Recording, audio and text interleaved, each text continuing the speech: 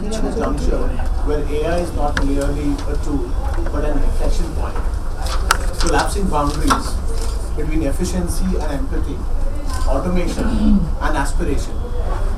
It reconfigures the architecture of work itself, demanding that HR transcends transactional functions to become curators of human-machine symbiosis. Yet in this algorithmic age, the paradox intensifies. As data dictates decisions with clinical precision, the enduring currency of leadership remains trust, ethics, and human dignity. Sounds very fancy, right? I didn't understand anything what I read. And that's what AI gave me this morning. There were 5 minutes for me to leave from office. And I said, can you give me a complicated context setting which can just create confusion? And this is what it gave. So I think this conversation is all about how our role as HR is going to be redefined. Not only in the AI world, but I would say in the digital world. And that is what we are going to focus on for the next 30 minutes or so. In very, very crisp human language, from my perspective, they keep saying that AI is coming, AI is going to take this, AI is going to do that. But AI is already here. It's a past news that is going to come. I think now the time also has passed of how do we reshape our work, because that transition period of something new getting introduced, we getting adjusted, that also is over. So I think now we have to move on with light speed to understand how do we reshape our roles, how do we reinvent ourselves, how do we even pause so that our roles continue to remain relevant. It was very interesting to hear esteemed panelists in the earlier conversation, and there were a lot of human elements which came out, and I was very, very happy listening to those words which still were relevant, and I was happy to hear it from senior leaders, which kind of made me believe that yes, the human side is still there. So I think it's all about how are we going to not only adopt technology but make AI our team member.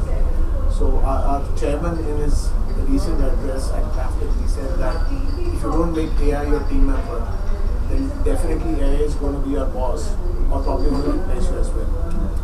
So that's like an enabling moment, and I think we have to not only redefine our roles as gatekeepers, but also as enablers, where people and machines will have to work together. Both of them are not replaceable from my perspective. So my first question, to all the panelists is, when you hear AI and future of work, what are the first thoughts or feelings that come to your mind? I would just say one shorter. I feel like I'm on top of the world. Now there is no restriction. I can learn. I can know. I can do things. And if I am AI equipped, I can run the world. That's the feeling I get in a short of possible. I am a big fan of all the tools, active user, simultaneously doing innovations, and equipping AI agents or AI team members, just like you said. Our team is very equipped, my team is very AI equipped, and every day we are learning something which is crazy. So that's how I feel about HR and AI. So for me, I feel like AI is a possibility and which is wrapped with responsibility.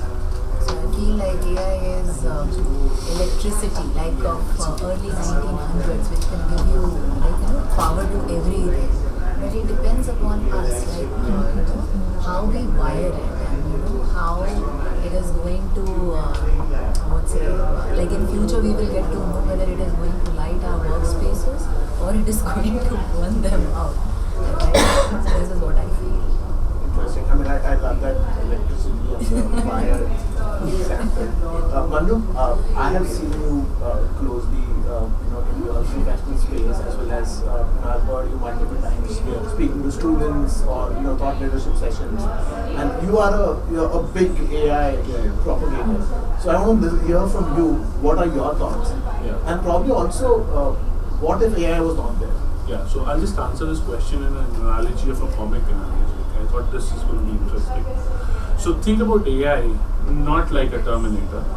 Think of AI like a Robocop. Right? Robocop enables you. Robocop is basically half man and a half robot or a half machine, versus Terminator is like all machine. So if they both mix together, that is controlling it more. That's making human more better, a superhuman. So this is how I look at AI. Like a Robocop, which will enable you, make you more stronger, make you more better. What if AI? What if AI wasn't there? I think it's a human tendency. I mean, we've all done that in the past as well. What if Google wasn't there? What if encyclopedias wasn't there? So we did that, we lived that. So there has been something that we've been referring to, be it folklore, old stories, be it encyclopedias from the libraries, or be it Google on the early days of search engines. We've done that. Now today we get answers right on the mobile phones or whatever smart devices that we have. And that's what AI is enabling. I mean, if this wasn't there, something would have been there. I mean, probably reach out to senior leaders and ask their stories about what you've done in the past. By the way, I know Mandu also does some recipes using Gen AI tools. Saying that, these are the ingredients I have at home. Now tell me a recipe which I can do. So we've had a very long flight conversation about this. But yeah, so Mandu, I'll stay with you. For the next question. How do you see AI? I mean, it's a very cliche question, but do you see that this as a disruptor, enabler, or do you see this as a hybrid? And what do you think are the skills? And this is more from an HR perspective, us in our roles. How do you think the skills are going to evolve? And then probably touch upon what jobs within HR are going to go away as well. Because a year back we were discussing in a panel discussion that AI is not going to impact jobs, and there was a lot of statistics about jobs not going to be taken away. Whereas now, fast forward 12 months, we are already knowing what it is. Yeah. So let me talk to you in this way. I mean, you said AI is a disruptor or enabler. I think it's both. Right? A disruptor because it has already disrupted the entire plethora of the market. Now, in a recent podcast with Sam Altman, he did mention that he doesn't know what the next future after 4 or 5 years. He doesn't know. I mean, the creator of the LLM itself, he doesn't know what is next. So how would I know that? Right? I mean, like, how would we know that? But what it is trying to do is, first of all, it is trying to cut down on the tasks which have been repetitive tasks. Now, for example, for a PPT that I had to give to college, I don't use my brain to create that PPT at all. I mean, zero brain. I just put a prompt and there the PPT is right there. But where my brain comes in picture is to deliver the PPT. And how am I going to deliver it is based on what I made. So that prompt got me a PPT, and I landed into a skeleton part of what I'm supposed to deliver, and I'm building up mass on top of it. And that is where what is creativity, and that is how I see the future as. And that is what AI is going to do. It is going to cut down all the redundant tasks. I mean, be it resume screening, be it interviewing, be it whatever. But what it will leave you at is a decision-making task, the creative task. And all the creative tasks, I can list of all those governances tasks and the creative tasks, those are going to stay for a longer time, and it will stay relevant as well. But what is going to go away is all those redundant tasks and the heavy lifting. We can give all the heavy lifting to the tools. I mean, be it AI, we've done that for machines as well. I mean, let's look at, say, 100 years back, right? We had to dig something. There was a man who would probably take a shovel and start digging. Now we have JCBs who are digging it. So JCB needs a driver again, right? That man has the job of the man digging the shovel has transformed from the man driving a JCB. So similarly, we will also transform, but the digging work, the heavy lifting work is good. So just to follow up the question on that, we spoke about what jobs will go away. What jobs do you think are going to be created? And then let's kind of focus on the people function. Right. What jobs additionally you think are going to be created? All the creative jobs, let's say we look at anything which is to do with negotiations, anything to do with policy making, anything to do with implementation of those policies, those are going to be created. By the way, this was an additional question, which was not given to them to prepare. So that I'm trying to bring the human brain element to it, so that all of us continue to be uncomfortable. Anjula, I come to you. So how and probably I would love to understand this from your sector as well. You come from a real estate but tech sector. So how do you balance the efficiency that AI is going to bring with the need of human empathy and creativity at work? Because one side of your sector is very human intense, whereas you as Altered, you are looking at digitizing a lot of those other aspects. So how are you looking at this balance between human empathy and creativity at work? AI is fastest calculator. This everyone knows here, right? But this AI can't feel the Monday morning conversation we were struggling with. Yes, it is not possible to for an AI to measure. So when we are talking about creativity and AI, so yes, it is creativity, but we need, when we are doing this data crunching and all these things, so we, instead of giving this thing, what is that, the straightforward alerts to employees, so we have to, as HR, what we have to do, we have to partner it with human touch, human check-in. So when we are getting, some employee, they are, why the productivity is low, we are getting the burnouts. I have an example where, this healthcare firm, where they are using AI to find out the burnout for nurses, burnout risk for nurse. So how, on what basis they are analyzing this thing, their shift patterns, their patient loads, everything on that basis, they will be getting the data, right? But now, on that basis, simply you are putting an alert to those people, without checking with them that what's going wrong with them, where they are, they need that help. So if HR will be partnering with all these things and will get in touch with them, like simple coffee chat or a scheduled tweet, or you can say listening in, this is going to help. So see your listening, trust and creativity. So it is going to thrive only when human empathy is there, right? So it is matched with this. Then when people are seen, people feel seen in the system and everything. So same thing in our system as well. So that this is very much important. But again, we have to keep checking where they are, how people are working on that, what is bothering them. Because our system is totally different. Very interesting, and I've got two sets from my side. I will also add on to what you talked about the interview process, right? So I'll give you that. How we've kind of managed to address that at Crafton. But before that, this is a very interesting story. I was having a chat with one of the senior HR leaders last week, and we were debating about data analytics. We were debating about the early warning system, which was put in place for critical talent. And then, he gave me a very beautiful example. And he said, sort of one of our top performers, suddenly there was a drop in his performance. His visibility was not there. His attendance for that matter was also not there. And the early EWS gave me a sign that there's an attrition risk, 85% attrition risk. He said there were two options. One is, I just go with that attrition risk and, probably start taking action. Or then second, he said, I thought it might be worthwhile to have a Monday morning conversation. Just walk up to the person, because initially the person was an engaging one. And he said, I walked up to the person, just took him for a coffee. And the only problem that I had was nobody was even asking him anything. So he was not seen. He felt he was not seen. And probably that one simple conversation of the head of HR walking up to him, to his desk, asking him for a coffee, changed the mood completely, and then he was back to his aspect. So I think that's where that balance is. That you use your data points, but then again use one of the most beautiful gifts which you have is your brain. So I think that's one. Second, we were facing this challenge when we were looking for a senior marketer for one of our projects, and same challenge.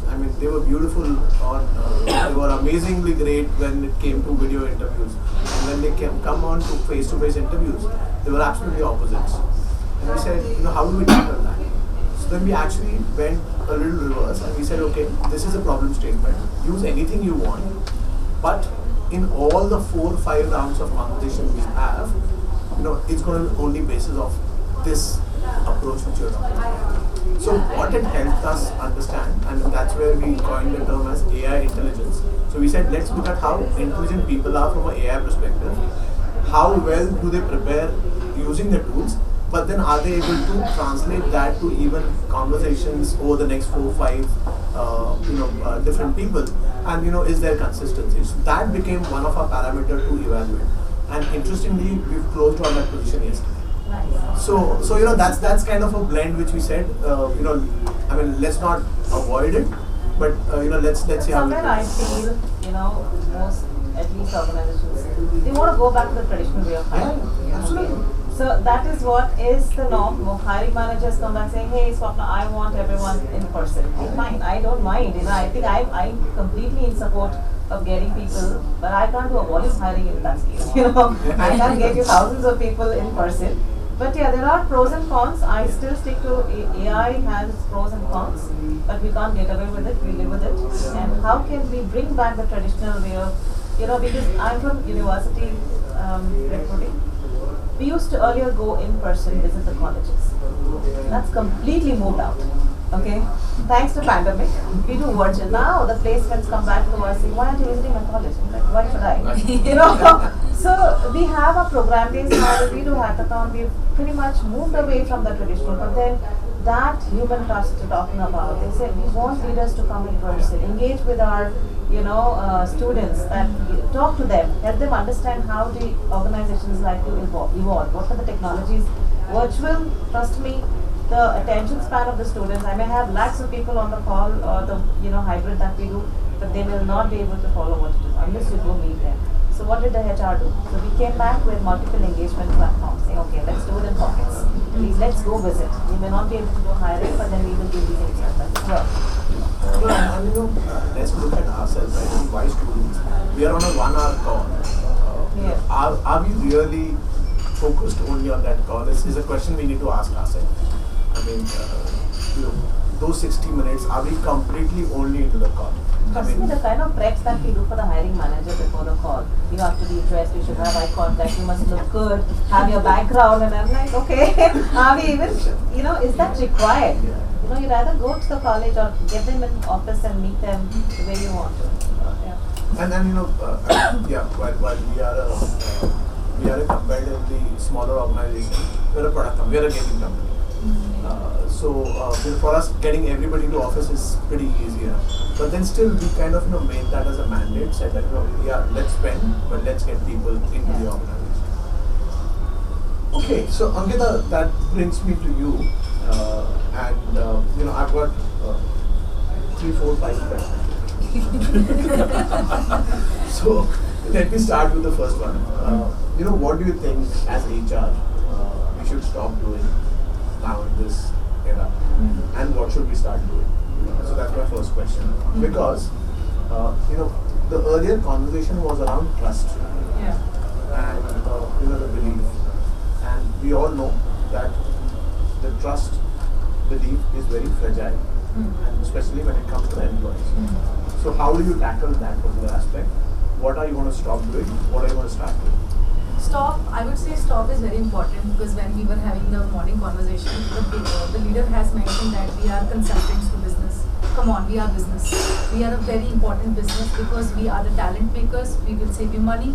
We will get you best talent possible. We will get the showcase done. We are into marketing. We are into identification of industry, what all is happening. So I think as an HR, stop telling yourself that you are consultants to business. Definitely it's good to be consultants, but you are owning this field to make a huge change in business. And I want to say that previous to this ABB, I was working in a company called EDB, and I was fortunate enough to report to the CHR of the organization, and she was the CHR of Qualitas. Her name is Anna.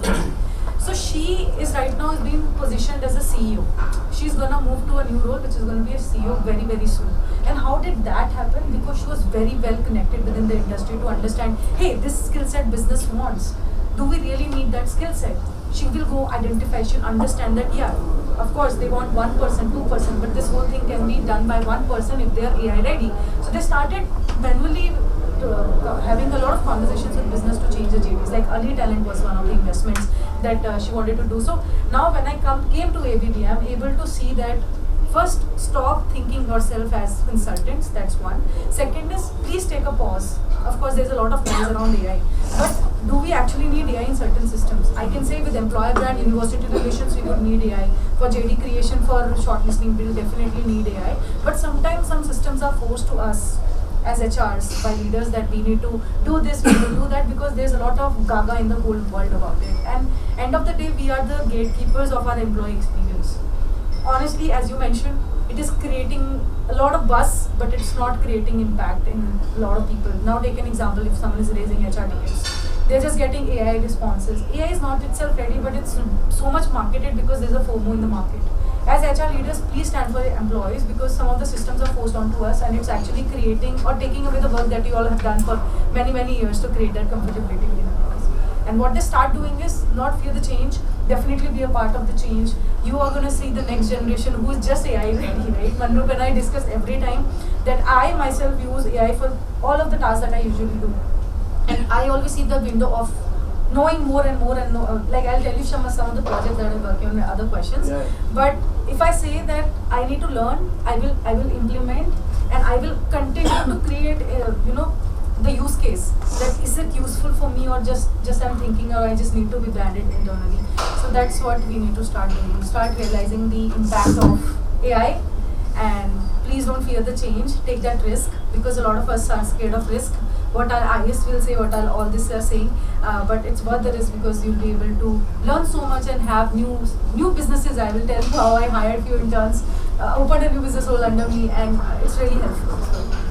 So I had this interesting thought which I thought that this was specifically about using all the AI tools, and actually being selective. I think we need to have. We have heard of FOMO, but I think we need to have JOMO. Which is basically joy of missing out. Yes. It's okay. I think that's something which I think we have to propagate. And it is okay to miss out on a few things. You touched upon employer branding and university relations and how AI plays a role. What are your thoughts on that? So honestly, I love this subject because content creator. I am myself a content creator. I've been creating content from last 6 years on LinkedIn. Happily having 130,000 followers now. A lot of things are automated. A lot of things I'm writing. A lot of things AI is helping me to open my minds on. I'm able to get a bigger perspective, not as Amrita and the networking as I'm beyond, right? I lead employer brand for ABB India, and completely I'm serving 57 businesses, and all these businesses recently had a talent acquisition meeting where my department was on top, that I served the best to them, right? 4 teams of all the HRBPs, they came and said, wow, branding is incredible work. And honestly, I joined on 5th May. I had a 2-member team, one in university relation and one was a person in employer brand team. I was like, okay, this 57 business, I need to make them happy. There are almost 15 KPI I need to achieve, and these KPI are not the easy ones. I have to create content, promote content, I need to see a growth, I need to invest in money, I need to do so many things. And I could do it with multiple projects. So I had one idea where video JDs is one of the most incredible. Whoever is the creator of this, like managing this room, can you please turn the AC like I'm actually shooting? Hi, I'm this person and I am hiring in my team. Why would you like to join? You will be equipped to do these many tasks and all these things. Caption is made by artificial intelligence. This is automated on LinkedIn. Like I can schedule the post and I can just go ahead and post. This is just one business I'm talking about with just one intern. I had 2 interns in my team. These interns are making AI videos. These interns are also making a lot of content using AI. My newsletters are automated. So communication being very important part of human resource function, and I am able to automate a lot of newsletters, but a lot of, I do not understand the concept. I know everyone said that humanizing angle. There's a prompt which I use on the ChatGPT that humanizes content. Make it more sympathetic. All these prompts I have collected, and when I feed it in that, it's actually generating the whole proper newsletter for me, including the brand guidelines of my company, including the logo of my company. It is all coming at one place, and it is also sent by scheduling a post. I need just one intern for that. When I talk about the campaigns, marketing campaigns, if you see that we do paid promotions on the social media channels, which is our job promotions, job ads. So previously I used to spend, like if I'm spending $10,000, my cost per click was coming around 5 rupees.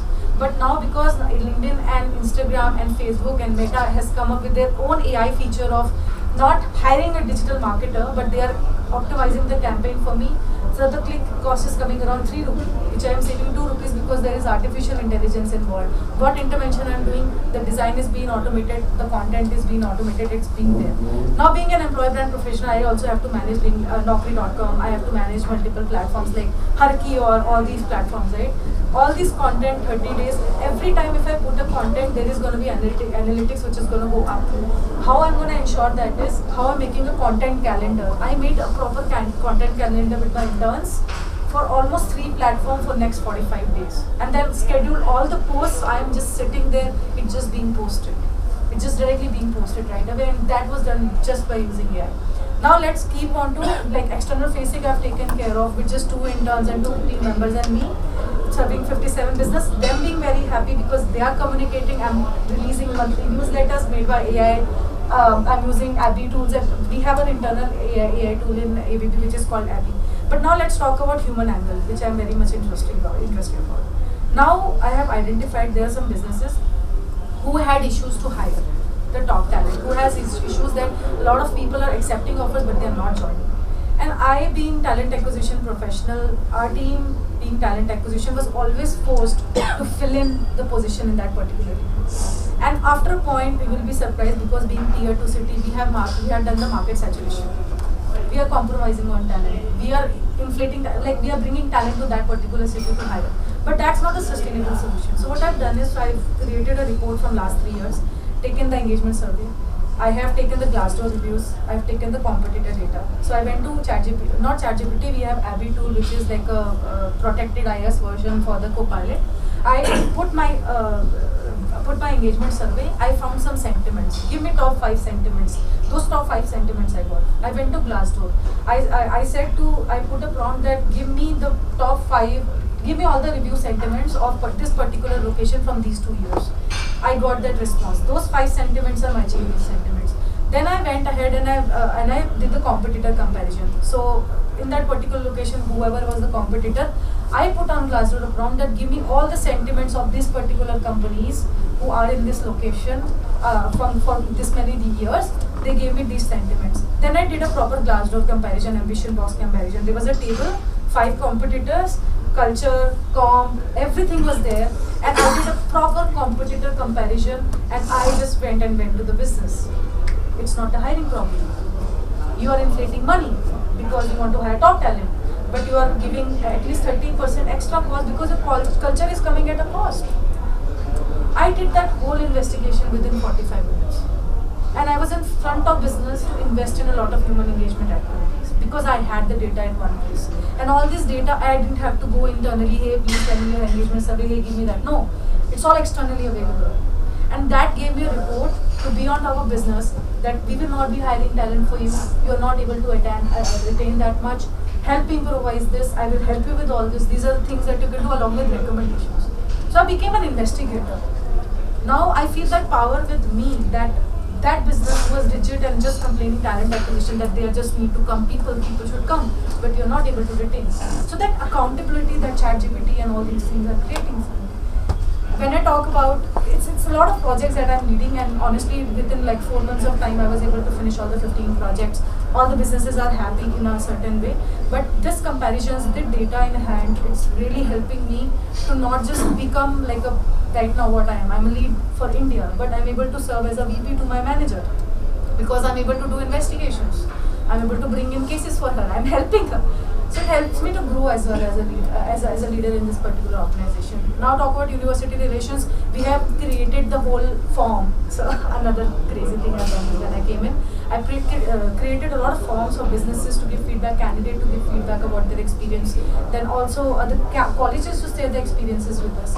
We are able to collate all the sentiments from each other. I'm able to share a report. I also keep business accountable when there is no interaction from the students. And before it was all happening virtually, suddenly because I had the data in hand, I'm able to do a lot of events offline in the colleges, and that is giving us free employer brand because these colleges would want our leaders are getting thought leadership done, and all these things are helping us to shape everything at once. So I think that when I said I felt so powerful, because I feel powerful. I'm just helped by AI. Just I need to navigate it. No, and I think I'm definitely awestruck. I mean, I was just listening to what you were sharing. The passion was reflected in every sentence you spoke. Yeah. And I felt like it's a dream job for anybody. Yeah. If we are able to do it with that passion which you brought in. Mandrup, I move to you, and this is probably the last set of questions. So, we've spoken a lot about AI, this bit, that bit, collaboration, going to be there. So, how are you going to reimagine the collaboration between humans and machines?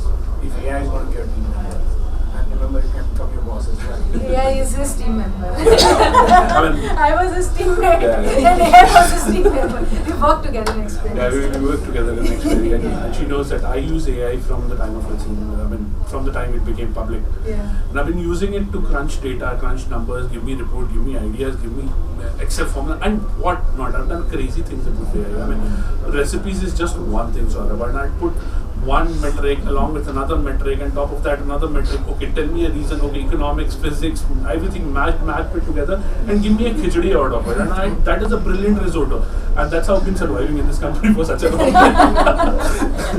And I mean, what I mean by this is basically how you need to do is you need to experiment with that a lot. Experiment as much as you can, as much as you can. I mean, you can think of any use case. Why not talk about? I mean, we talk so much about Bangalore traffic. I'm just giving you an example here, right? We talk so much about Bangalore traffic. Now, I actually wrote a LinkedIn post boasting about Bangalore traffic, not cribbing about Bangalore traffic. What and all things can you do in Bangalore traffic? Again, most of the data, most of the points I had, AI formed some structural lines to it. So similar things, you just do crazy stuff with AI. You can build your own brand with AI. Yeah.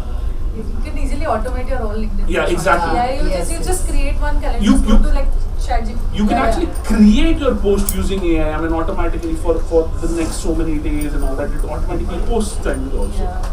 So there are trends, right? Like they will pick the trends on LinkedIn. Just go give me LinkedIn trends for this week, which is getting viral. You'll get 10 topics. Then like you make a post around it. There will be prompt like I'm an HR leader. My theme is this. How many like write in these many words and humanize it. It should not look like I've written by AI. Eliminate all the emoji. Please, emoji is red flag. If you have put emoji, it's been used. Sorry, Mandrup. Sorry.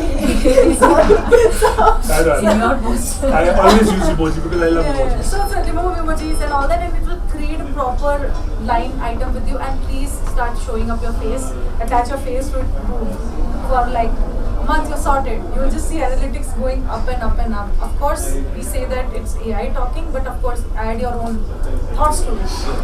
Make it easy. Just a point. We are developing through internally, so I'm from Genser, So, see, all of us in the room, except you, my people who were graduating or we were in that era where we were thinking with our original brains, right? Now, all of you, including him, now you are putting all the prompts on because that is working. Right now, for the Gen Zs, without the input a prompt, get an output is not helping. Now, when you are doing current solution, you probably have having some coders. Look at the thousands of prompts that you do, you have to do. Why? Because the creativity inside, right? When the essence of originality is now in this generation is missing. You are getting an automated. When you have a lot of trouble when the digital businesses, I'm not getting a guy who can bring lot of originality in the game. And customer also needs for that. So there is a gap.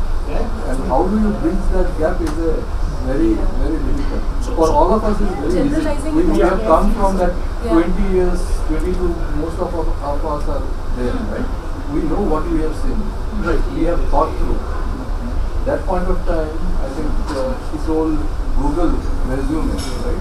Even you look at Google was never making a resume and giving it to you. You look at and copy. In copy also there is a certain creativity. And I think, it was literally the same thing I was going to touch upon. When the Gen AI tools came in, there were a flurry of writers who just suddenly came up on LinkedIn. But then now if you actually see over a period of time, those writers have died out.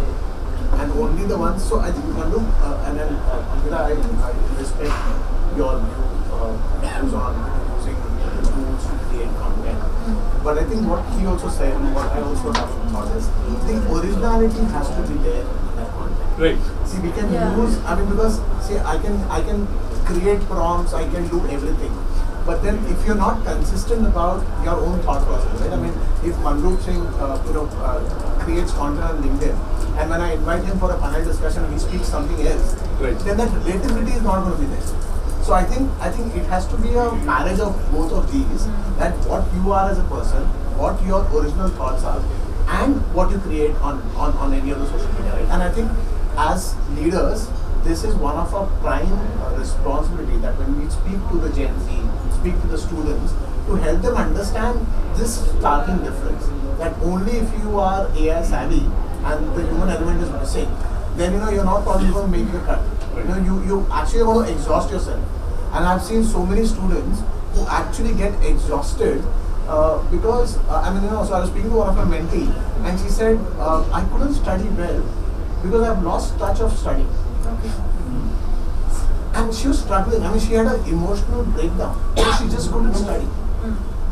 So moving from professional to personal life, we are now seeing that parents are pushing their kids to do that homework through AI, through ChatGPT and all, because just to save their own time, right? Because I am busy, I am on a call, my team is call and all. You please do your finish of your homework. I will check it later. That later will never do. So that assignment is done. And everybody is excelling, and everybody is at 99 and 98 and 97 today, right? Nobody is 60%. But I would also say, you are saying that artificial intelligence, we are missing a humanized angle. I just want to say it's just one line away to show their human self. You just go, like, I have a counter to say AI fan. I just believe that you can live as a human completely and you can still be your humanized self. Honestly, I write all the posts on LinkedIn, taking support from AI.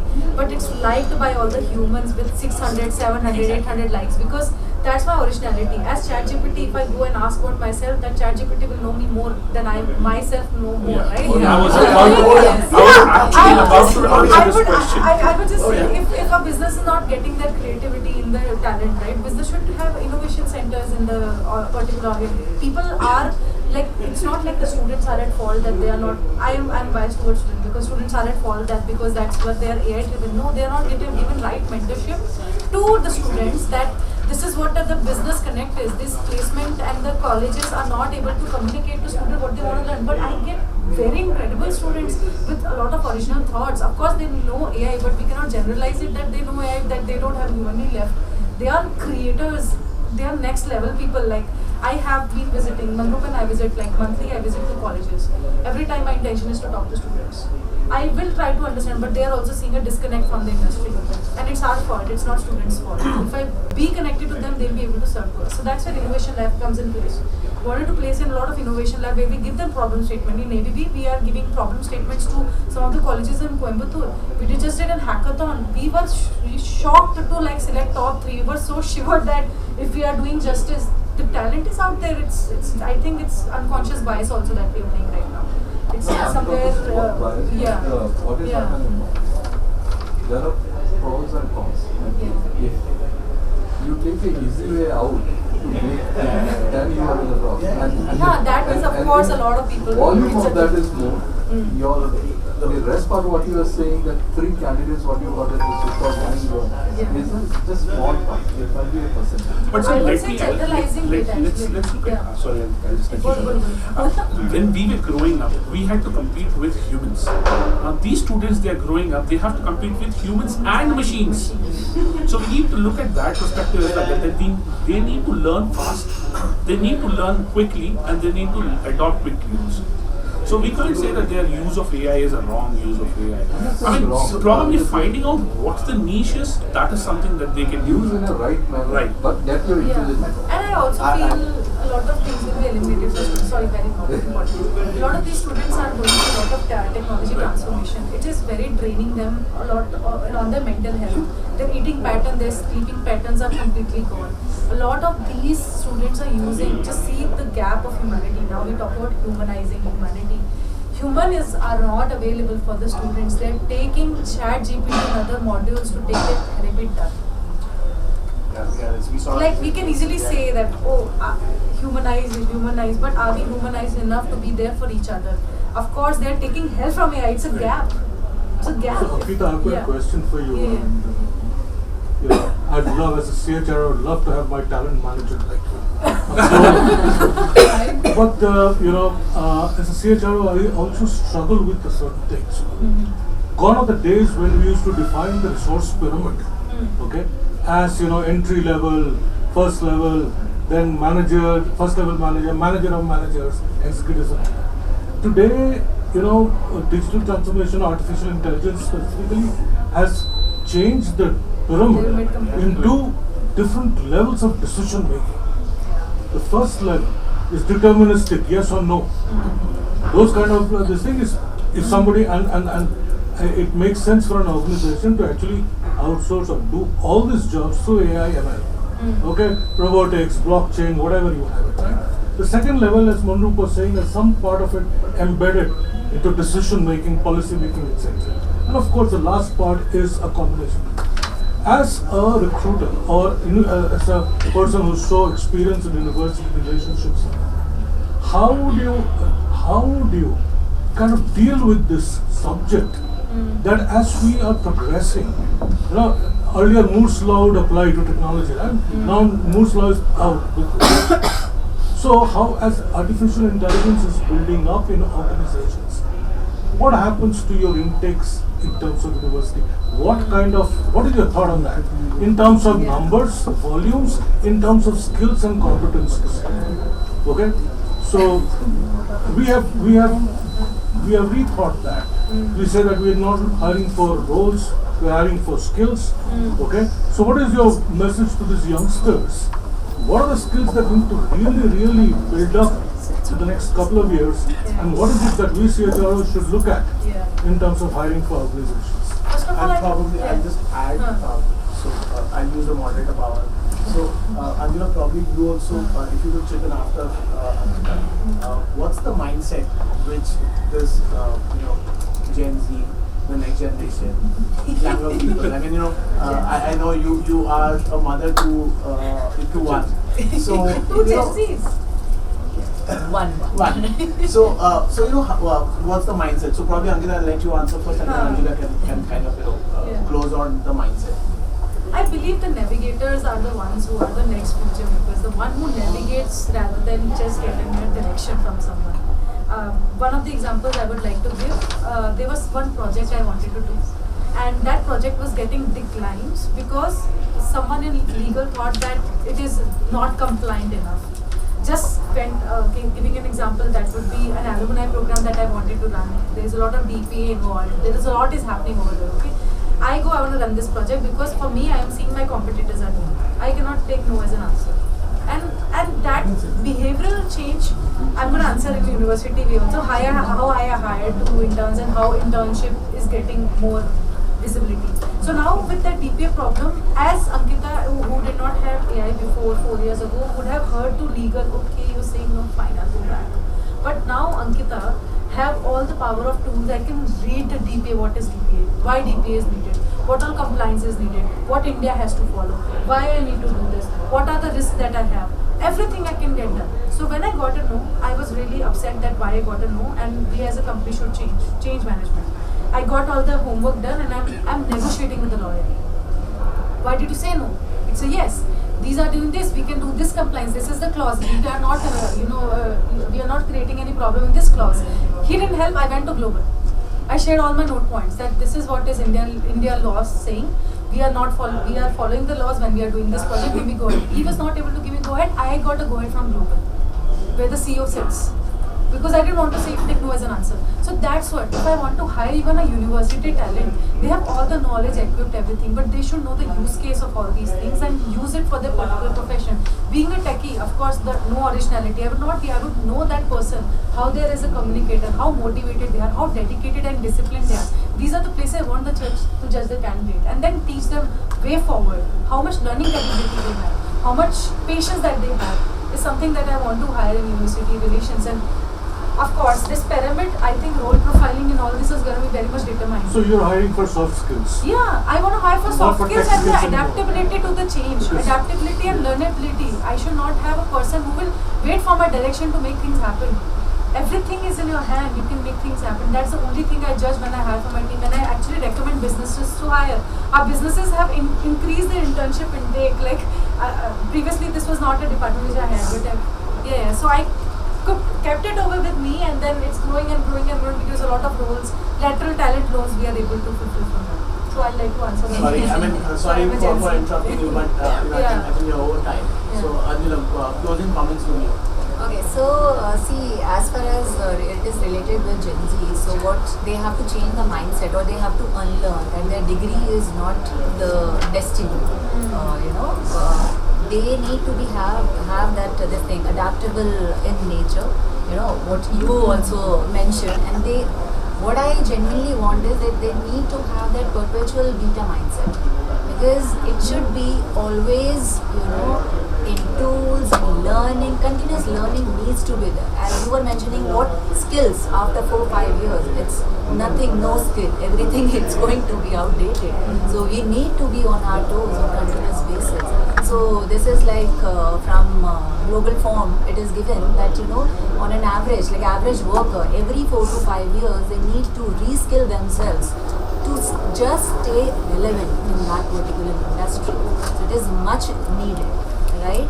And this Gen Z, like my daughter, she is 20 and she is also using AI, but she is more of in original nature. Like she will be using her own thoughts.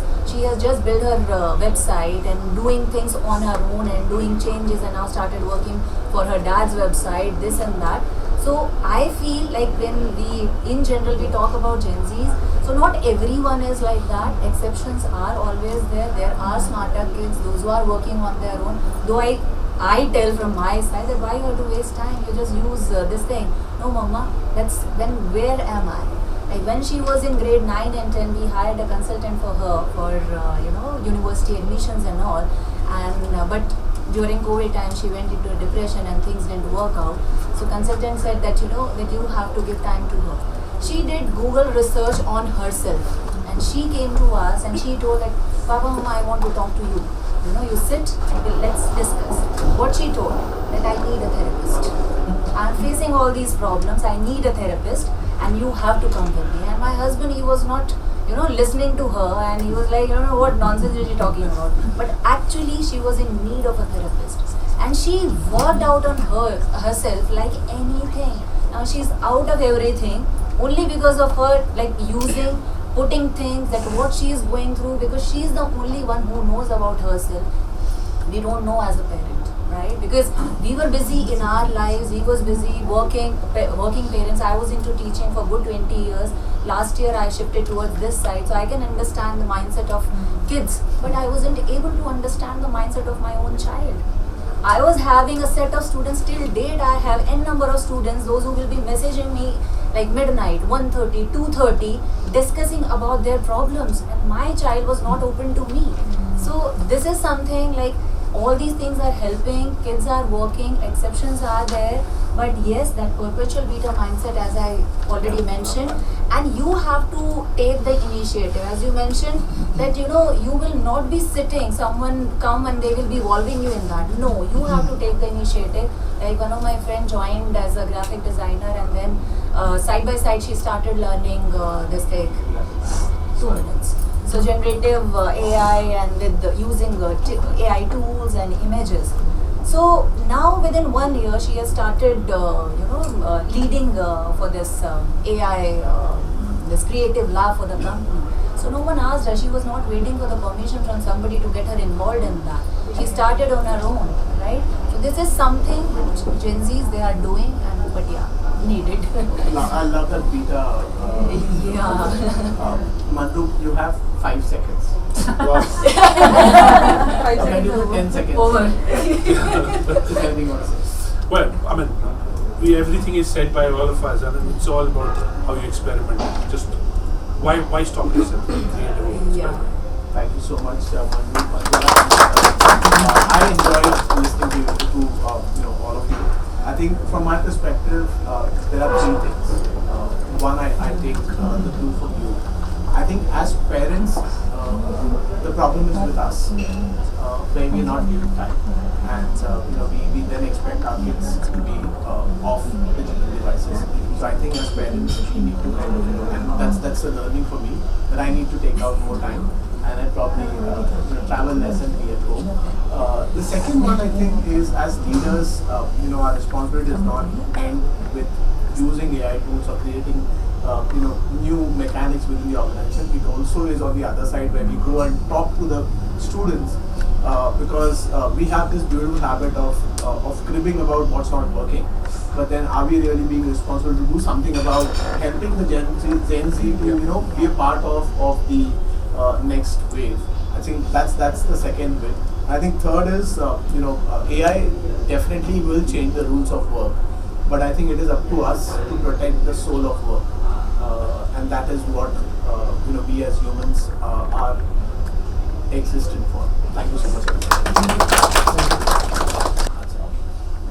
Great.